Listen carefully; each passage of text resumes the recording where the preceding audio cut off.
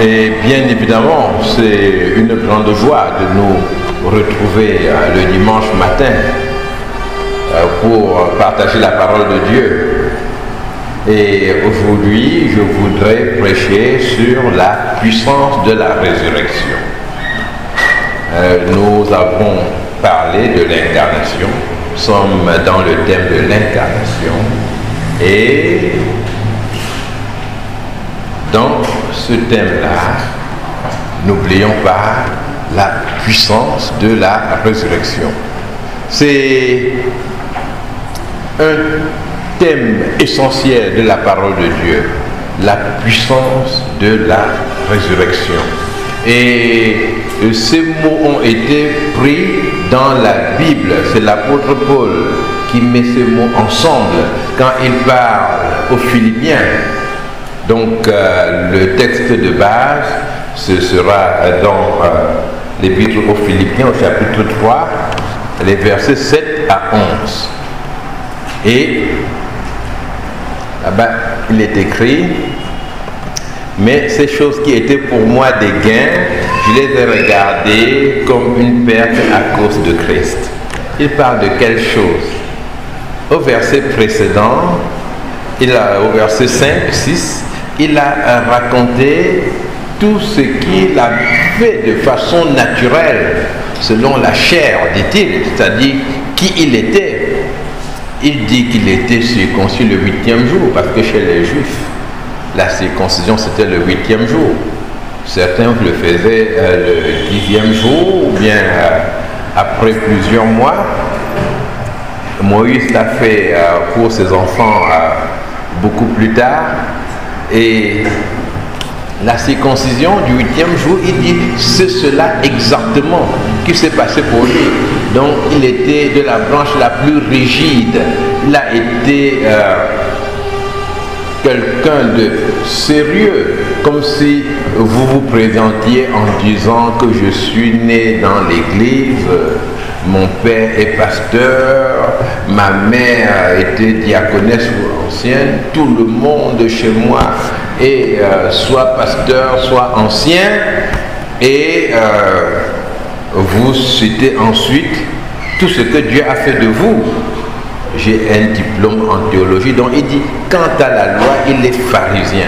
Et quant aux zèles, il était persécuteur de l'Église. C'est-à-dire, il attaquait cette nouvelle doctrine en Jésus-Christ, qui était venu avec l'ambition d'être la révélation de Dieu qui succéderait au judaïsme, c'est-à-dire qui est venu se présenter comme la suite naturelle, d'après les textes de l'Ancien Testament, la suite naturelle au judaïsme. Il fallait lutter pour que le judaïsme survive. Et il dit, il était persécuteur de l'Église, il avait donné sa vie pour cela. Et ça, c'était par rapport à la religion juive à laquelle il adhérait, irréprochable à l'égard de la justice de la loi. Alors, il dit toutes ces choses-là, eh bien, qui étaient pour lui des gains, il les a regardées comme une perte à cause de Christ. C'est l'apôtre Paul qui parle. Et même, je regarde toutes choses comme une perte à cause de l'excellence de la connaissance de Jésus-Christ, mon Sauveur, pour lequel j'ai renoncé à tout. Et je le regarde comme de la boue, afin de gagner Christ et d'être trouvé en lui, non avec ma justice, celle qui vient de la loi, mais avec celle qui s'obtient par la foi en Christ, la justice qui vient de Dieu par la foi. Ainsi je connaîtrai Christ et la puissance de sa résurrection et la communion de ses souffrances, en devenant conforme à lui dans sa mort, pour parvenir, si je puis, à la résurrection d'entre les morts. Cette dernière phrase, pour parvenir, si je puis, à la résurrection d'entre les morts, a suscité beaucoup de controverses parmi les traducteurs de la Bible. Parce que quand la Bible est traduite comme ce sont des langues anciennes, mais vraiment anciennes, c'est-à-dire qui ne sont plus pratiquées aujourd'hui. Il est important donc de vérifier la cohérence de la traduction par rapport à l'ensemble de la doctrine que la Bible apporte.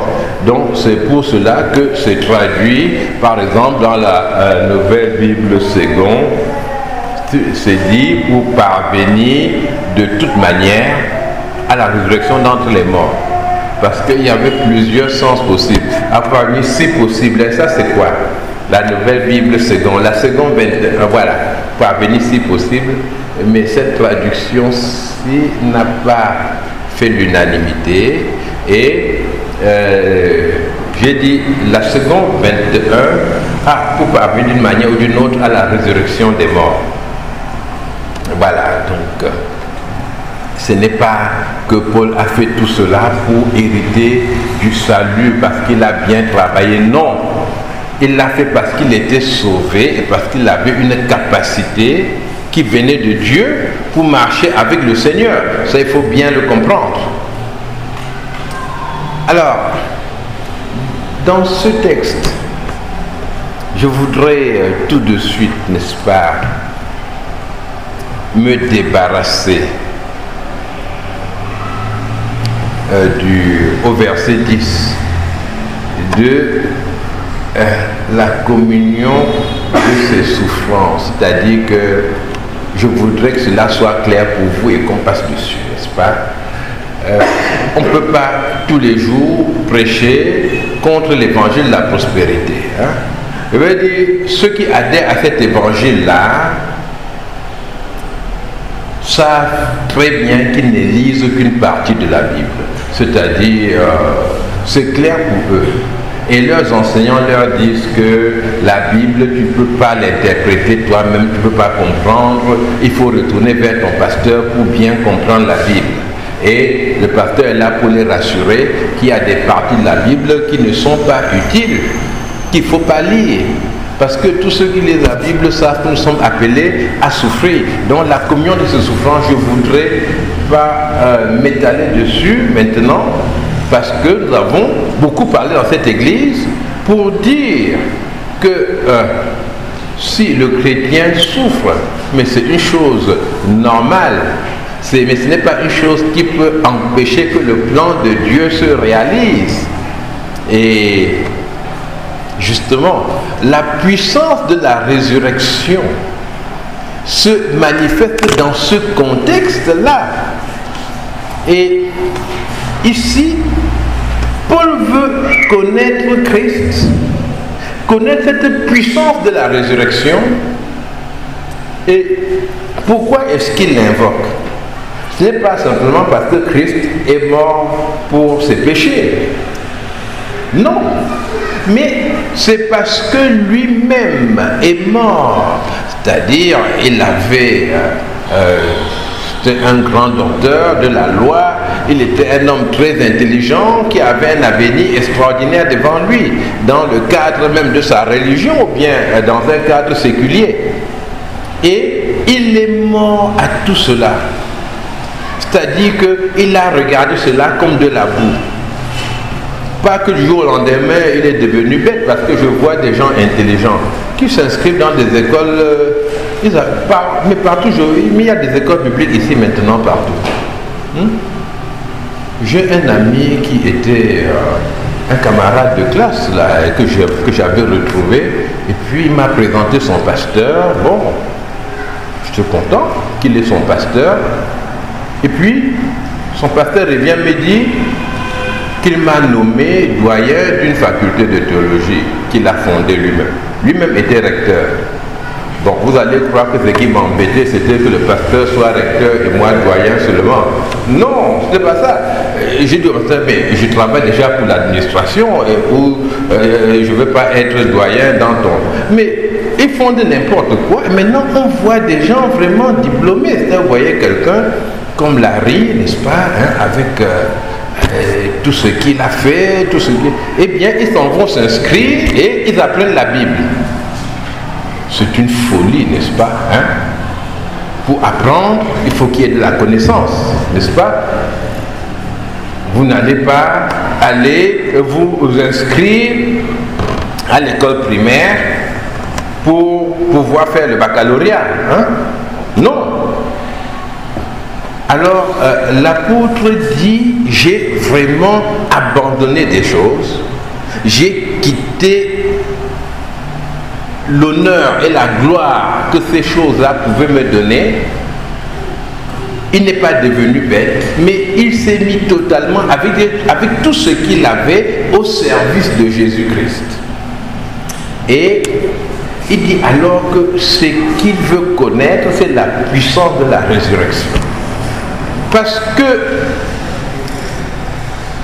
ce que nous donnons à Dieu, eh bien, mais c'est vraiment une semence. Mais contrairement à ce que l'on raconte, ce que nous semons, ce n'est pas exactement la même chose que nous récoltons. Et l'apôtre Paul l'a bien expliqué dans la première épître aux Corinthiens, où il leur dit que ce qu'on récolte est différent de ce qu'on a semé. 1 Corinthiens 15, verset 37, là-bas, nous avons un texte qui est très simple, mais qui peut très bien nous aider à comprendre cette question de sémence et de récolte. Beaucoup parmi vous peuvent mettre de l'argent dans la corbeille en disant « j'ai sémé aujourd'hui 100 000 francs ». Et ils attendent en échange, n'est-ce pas, que Dieu fasse ceci, qu'il fasse cela, et qu'il multiplie cet argent-là par 100, par exemple, comme la Bible l'a dit.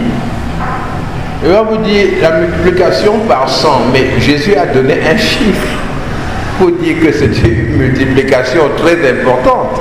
C'est comme aux disciples, il dit combien de fois et je dois pardonner. Jésus lui donne un chiffre pour lui dire, mais tu vas pardonner tout le temps. Si on va compter le nombre de fois, 7 fois 70 fois, ça donne 490 fois. Alors, à la 491e fois, il dit c'est fini, je te pardonne plus. Là j'attaque, il n'y a plus d'amour. Mais non, pas du tout. Jésus voulait leur montrer, eh bien, à ses disciples, quand il multipliait par 100, que c'est quelque chose d'abondant, la grâce de Dieu. Mais ici, dans ce texte, l'apôtre dit, et ce que tu sèmes, ce n'est pas le corps qui naîtra. C'est peut-être un simple grain de blé peut-être ou de quelque autre semence. Et ensuite, puis Dieu donne un corps comme il lui plaît, et à chaque semence, il donne un corps qui lui est propre. Et l'apôtre insiste dans la suite de ce texte pour dire qu'il y a des corps terrestres et des corps célestes. Ce que nous semons pour Dieu, eh bien, c'est quelque chose de terrestre. Mais Dieu, lui, il nous répond du ciel. Il le disait dans ce texte particulièrement au sujet de la résurrection. C'était pour expliquer que le corps ressuscité n'est pas le même corps méprisable, le corps faillible que nous avons aujourd'hui, mais que c'est un corps nouveau que Dieu donne par sa puissance de la résurrection. Et cette même puissance de la résurrection va vérifier que nous sommes effectivement morts et ensuite nous allons porter du fruit.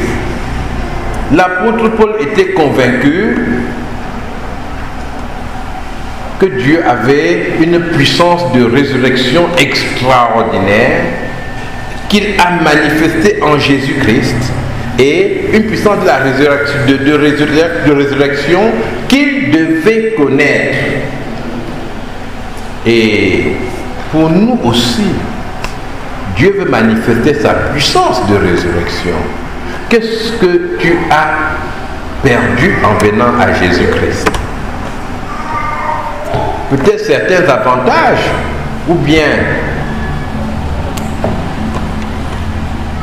ton temps. Certains disent maintenant, au lieu d'être au marché, je dois être à l'église, je dois fermer un peu plus tôt. Mais oui, c'est impossible de venir à Jésus-Christ sans rien perdre. Et nous aimons témoigner en racontant tout ce que le Seigneur a fait pour nous, ce que nous avons gagné. Mais nous pouvons aussi regarder par rapport à nous-mêmes et demander qu'est-ce que j'ai perdu pour Jésus-Christ. Si tu n'as rien perdu, il n'y aura rien à ressusciter pour Jésus-Christ, par Jésus-Christ. Sa puissance de la résurrection se manifeste partout où la mort a travaillé. Mais tant que le grain de blé qui tombe en terre ne meurt pas et reste seul, tant que tu essaies dans ta vie d'éviter toute forme de difficulté, tant que tu ne peux pas témoigner aux gens qui sont autour de toi parce que tu as honte, tant que tu ne peux pas abandonner définitivement un plaisir malsain à cause de Jésus-Christ, ou alors, plus sérieux, tant que tu te confies en tes propres capacités et tu mènes une vie d'orgueil, avec une assurance surfaite devant les autres, parce que Dieu t'a donné un peu plus qu'aux autres, eh bien, tu ne connaîtras pas la puissance de la résurrection. C'est pour les personnes qui ont vraiment renoncé. L'apôtre Paul dit qu'ils ont renoncé à tout. C'est-à-dire, les personnes qui reconnaissent que s'ils sont quelque chose, eh bien, ce n'est que par Dieu, qui placent toute leur confiance en Jésus-Christ et qui acceptent alors de marcher dans l'humilité. Parce que un signe que l'on est mort, c'est l'humilité. Vous savez, quand vous voulez attraper un animal, je pense, une chèvre par exemple, elle ne se laisse pas faire, elle fuit, elle se débat. C'est la preuve qu'elle est vivante, n'est-ce pas? Mais quand elle est morte, qu'est-ce qui se passe? Vous en faites ce que vous voulez. Vous pouvez la soulever, la passer au feu, gratter et la préparer, mais parce qu'elle est morte et elle est devenue utile pour vous. Et de la même manière, une preuve de la mort, c'est l'humilité. Celui qui est vraiment mort est capable d'obéir. Celui qui est vraiment mort est capable de parler aux autres. Celui qui est vraiment mort à lui-même peut se soumettre aux autres, travailler avec les autres. Ne vous trompez pas. Quelle que soit notre compréhension de la soumission dont parle la Bible, notre compréhension de l'obéissance, nous devons reconnaître que pour qu'un organisme fonctionne dans ce monde, il faut une structure et où à tous les niveaux il y a une réelle obéissance. Parce que vous me comprenez, il n'y a que l'Église qui est un organisme où chacun revendique ses droits, chacun est maître de lui-même.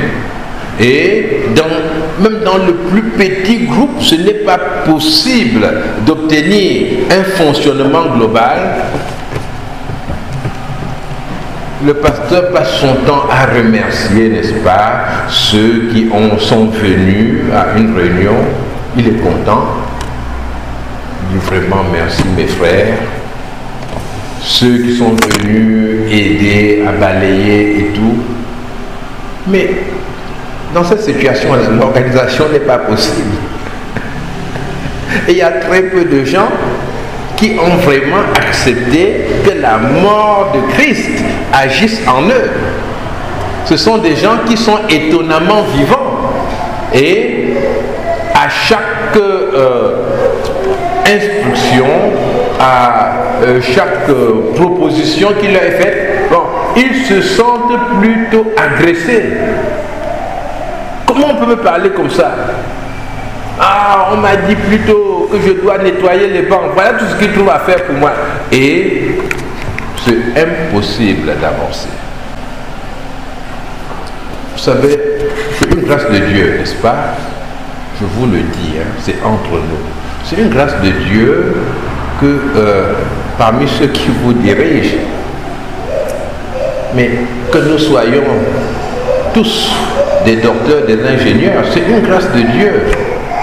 Si cela n'était pas, je suis certain que dans cette église, il y aurait des revendications terribles, l'autre ne comprend rien, il ne vaut rien, ce n'est pas possible. Mais ce n'est pas vrai.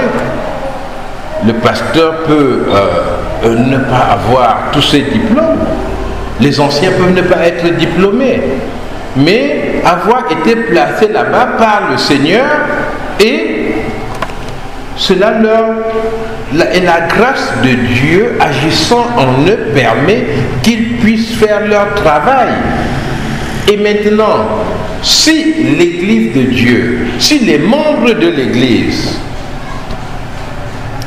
ont accepté que la mort de Jésus-Christ fasse son œuvre en eux, alors ils vont expérimenter eux aussi la puissance de la résurrection de Jésus-Christ. La puissance de la résurrection vous donne une capacité particulière venant de Dieu pour saisir tout ce qu'il a préparé pour vous par son Saint-Esprit. Le Seigneur dit que ce n'est pas vous qui l'avez choisi, mais c'est lui qui vous a choisi. Et il ne vous a pas simplement choisi, il vous a même établi. Les gens disent cela et ils se disent que Dieu m'a établi, hein, et il m'a envoyé afin que je porte du fruit. Bon, et ils se disent non, je ne vais pas demander à Dieu comment ça s'est passé. C'est vrai que je ne vois pas bien tout ça. Et bon, ils pensent qu'en maintenant le flou, hein, ça va, Dieu se satisfait de ça et Dieu dit c'est la foi. Non! Quand Dieu dit je vous ai établi, ce même jour-là, vous priez, vous demandez à Dieu, Seigneur, je te remercie parce que j'ai appris que je suis établi. Vraiment, ça me plaît beaucoup. Mais, pardon, aide-moi parce que je ne vois pas bien. Tu m'as établi comme quoi? Tu m'as établi où? Hein? C'est pas cela. Si on vient vous dire que vous avez été nommé quelque part, on dit Charles est nommé. Nous fêtons toute la nuit. Et puis, la radio a tellement dit que Charles a été nommé. Mais, le lendemain, on continue à fêter. Oh, mais Charles devrait se poser la question, mais j'ai été nommé quoi? J'ai été nommé où? Mais nous devons prier, Seigneur, tu m'as établi, mais aide-moi à voir dans quoi tu m'as établi. C'est une question que Dieu attend, parce que nous devons prendre Dieu au sérieux. Ce que Dieu nous dit, c'est concret, c'est dans notre univers que Dieu parle. C'est pour ça qu'il est venu nous rendre visite, nous voir en la personne de Jésus-Christ, pour nous dire qu'il agit dans ce monde et que c'est important pour lui. Dieu t'a établi. Eh bien, c'est ça la puissance de la résurrection. Tu n'étais rien et tu as reconnu que tu n'es rien en réalité et Dieu t'établit. Et maintenant, il t'envoie afin que tu portes des fruits et des fruits en abondance. Ah, mais mes frères, est-ce que nous sommes en train d'aller dans le ministère que Dieu a préparé pour nous. C'est quoi? Eh bien, c'est cette puissance de sa résurrection qui peut se manifester dans nos vies et nous aider à saisir ce qu'il a effectivement donné par son Saint-Esprit. Chers amis, ne nous comportons pas comme des gens sur qui la manne de Dieu tombe et qui ne pensent pas à la ramasser parce qu'ils ne la voient pas, ils sont en train de chercher ailleurs. Non. Allons vers le Seigneur et acceptons que la mort de Jésus-Christ fasse réellement son œuvre en nous.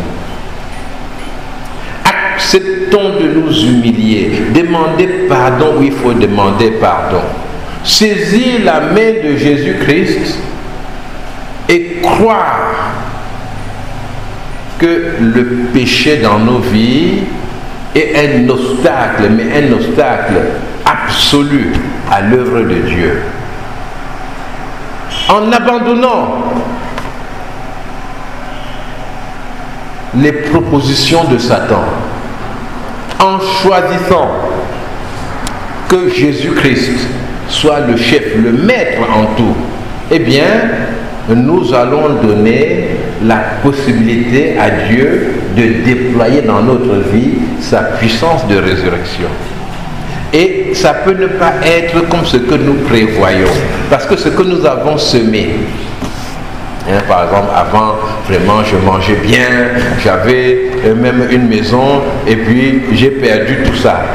Nous avons comme ça, parfois, un passé glorieux.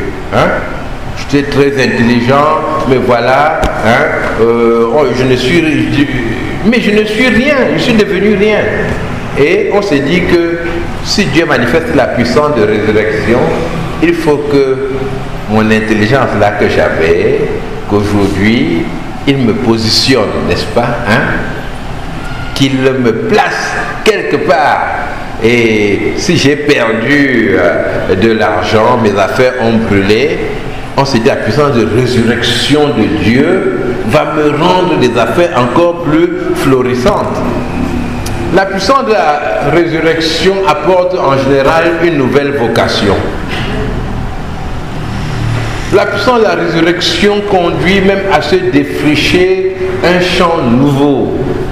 La puissance de la résurrection de Dieu, c'est une puissance qui nous rend pas simplement citoyens du monde comme la globalisation le fait, mais citoyens de l'univers que Dieu a créé. Nous prions le Seigneur, nous attachons au Créateur du ciel et de la terre. Nous reconnaissons qu'il n'y a pas de borne pour lui et nous sommes utilisés par lui avec puissance. Il nous conduit dans ses batailles, des batailles qu'il gagne. Il nous donne une réelle satisfaction en lui. Dieu nous donne une capacité d'épanouissement réel. Le monde ne comprend pas comment en même temps que nous souffrons, que nous connaissons la communion aux souffrances de Christ, comment est-ce qu'il s'est fait que nous soyons autant épanouis? Mais qui réfléchissent. La Bible dit goûtez et voyez combien l'Éternel est bon. Il faut goûter parce que je ne peux pas l'expliquer, mais je le vis. Et vous aussi, mes chers amis, mes chers frères et sœurs,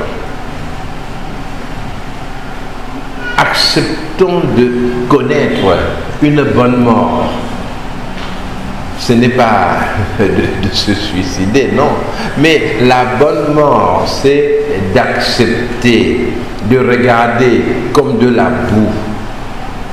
Comme dit l'apôtre Paul, tout ce que nous sommes, de voir devant Dieu que même toute notre justice n'est qu'un vêtement souillé. Nous ne pouvons rien faire qui lui plaise vraiment. Et de nous soumettre totalement à Jésus-Christ, entièrement à lui. Oui, prends tout, Seigneur, comme le dit le chant. entre tes mains, je dépose tout.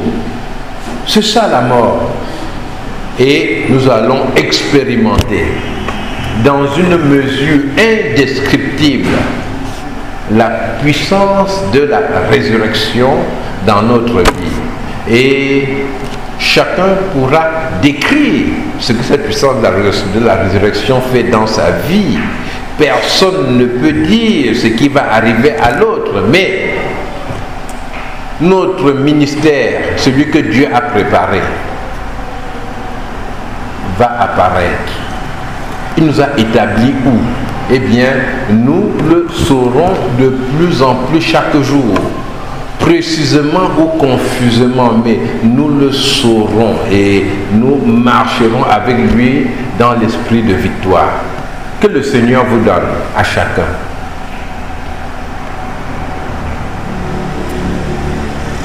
d'être humble devant lui et d'apprendre à nous soumettre les uns aux autres. Que le Seigneur vous donne de penser à des grandes choses qui viennent de lui, qui ne sont pas simplement être le plus riche, le plus beau, la plus belle du quartier, avoir un mari, une femme. Oui, il y a des choses terrestres qui sont des choses qui ne sont pas mauvaises, mais des choses grandes selon lui. Et vous connaîtrez un épanouissement tel que vous ne l'avez jamais connu, et vous saurez pourquoi vous êtes là et où vous partez. Et chaque jour, Dieu va nous donner une conscience plus grande de sa présence, de son soutien. Et je voudrais terminer en racontant cette histoire. Peut-être vous la connaissez. C'est un prophète de la Bible qui s'appelle Élisée. Et bon, Élisée avait, Élisée était dans le peuple d'Israël et ce peuple s'était éloigné de Dieu. Et il y a eu une armée ennemie, une armée de Syriens qui s'est attaquée à Israël. Ils étaient vraiment très puissants. Ils sont venus tellement nombreux et ils étaient partout. Donc on les voyait par la fenêtre. Et Élisée avait un serviteur qui a dit, mais c'est terrible, nous sommes perdus. Regarde-toi aussi, ils se promènent partout, ils attendent seulement le signal, mais c'est fini, c'est fini. Et le serviteur aurait souhaité que Dieu fasse quelque chose, que le Seigneur intervienne de façon ou d'une autre et qu'il y ait des soldats qui viennent lutter et que Israël soit délivré. Élisée a prié Dieu qu'il ouvre les yeux de son serviteur. Le serviteur a vu que là tout autour, il y avait une armée, mais d'une puissance incroyable. Et il a vu que le match n'était même pas... Enfin, le score était clair. C'était fini pour les Syriens. Il a dit, mais... Et le serviteur, quand il a vu ça, il était tranquille. Il a dit, ah, c'est fini. Je crois que s'il était en train de balayer, il a dû reprendre son balai et puis il a terminé en chantant, en disant, c'est fini. Oui, nous avons des yeux spirituels que Dieu peut ouvrir pour nous aider à mieux voir et à entrer simplement dans sa victoire. Que le Seigneur vous bénisse. Nous allons